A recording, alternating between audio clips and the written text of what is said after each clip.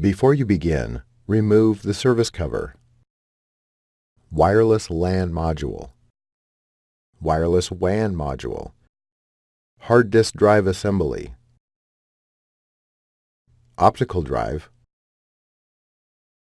Keyboard. Top cover. Battery.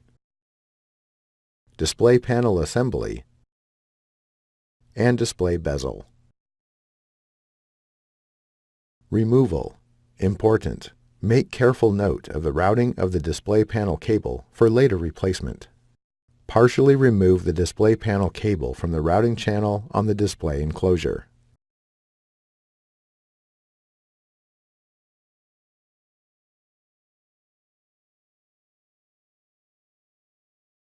Remove the four 3mm P1 Phillips head screws that secure the display panel to the display enclosure.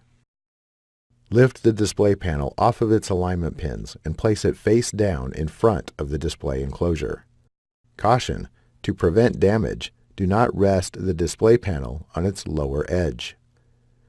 Caution: take care not to scratch the display panel screen. Peel back the retention tape that secures the display panel cable to the display panel. Release the retention bar and disconnect the display panel cable from its connector on the display panel.